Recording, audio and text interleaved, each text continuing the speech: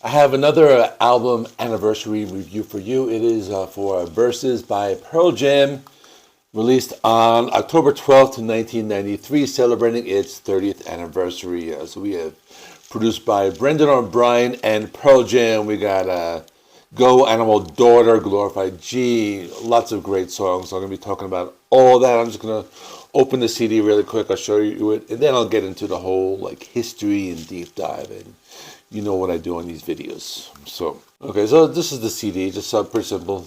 It has the jewel case. I actually miss these jewel cases.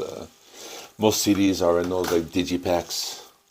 And the book is pretty cool. You got lots of artwork inside. Like here, a lot of them correspond to the different songs.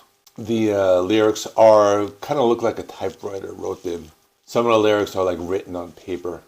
And they got these little drawings corresponding to some of the songs. So let me get more into the album now. So the first track, Go, written by Dave Abruzzi. I'm not going to be able to say this guy's name. This is also the first album with him on drums. Lyrics by Eddie Vedder, hard rocker. Supposedly it's about Eddie Vedder's pickup truck. And you hear the line, "Don't go on me." It seems to make sense, but not something you think of at first. I like the bass guitar sound and really good opening track. Second track is Animal, written by Stone Gossard with lyrics by Eddie Vedder. Includes a line, 5 Against 1, which was almost the album title. The song has been interpreted as being angry against the media. There are other interpretations. It's a hard rocker, and it works great as a second track because it follows Go. So this album just starts with two hard rockers. That's really awesome.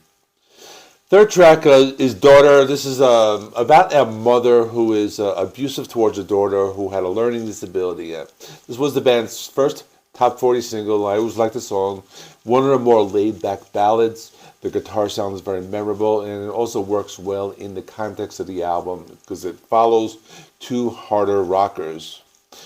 We have a Glorified G, an anti-gun song. This one makes fun of gun owners. So this one has two major riffs in the song. We have a country guitar riff written by Mike McCready, and the other one is a dissonant guitar riff written by Stone Gossard.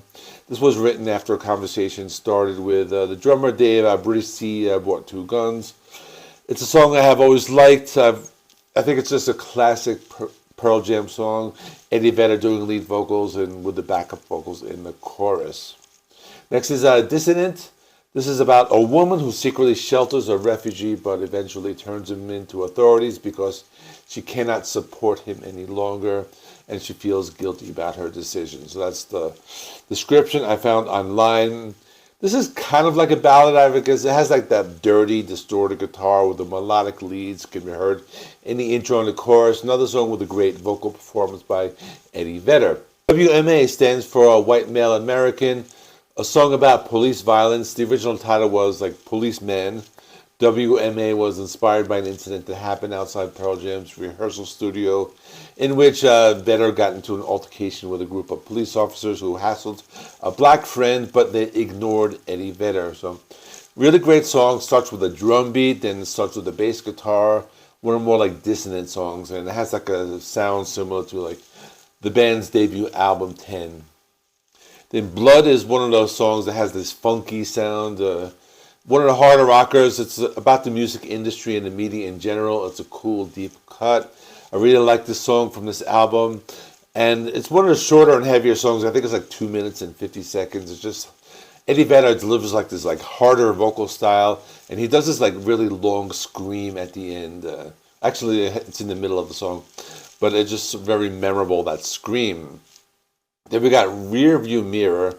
One of the first songs to feature Eddie Vedder on guitar, and has Stone Gossard. He plays this the song where they say quote unquote exactly like he wrote it.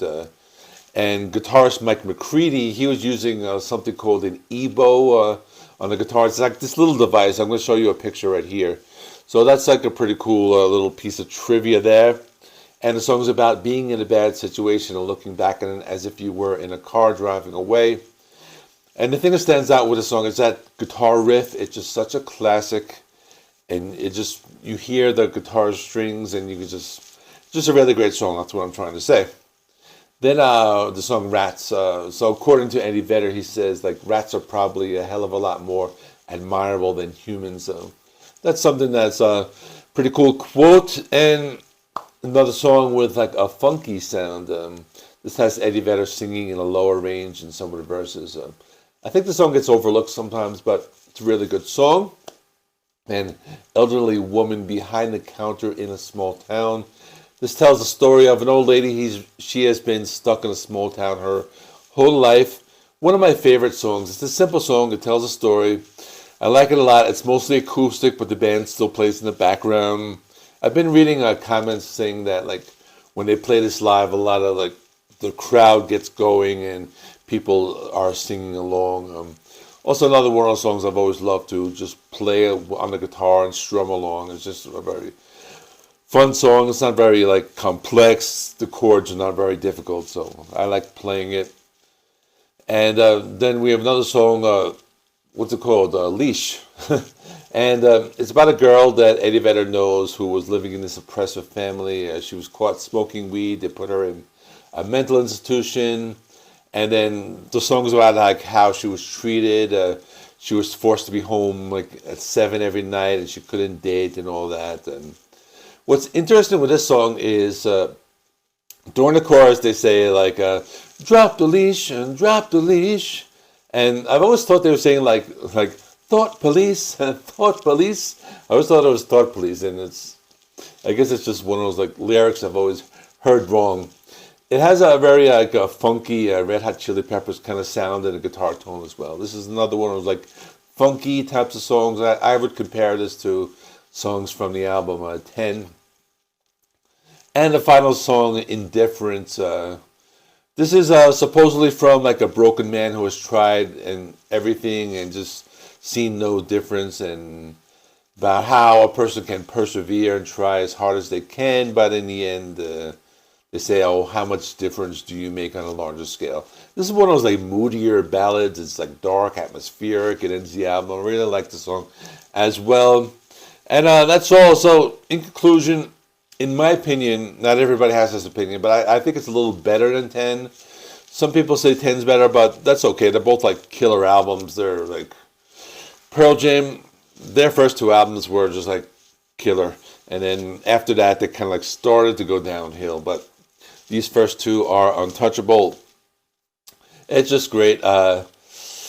Later, like their next album is Vitology, and then this is when they would start to put like filler on their album, like that song Bugs with the accordion. I don't like that song. I'll talk about that when I do the review eventually, but it's just great. And let me end this now. Check out my review of 10. That's right here. I did this 2 years ago, 30th anniversary, and like this video. It helps me with the algorithm. I will see you in the next one.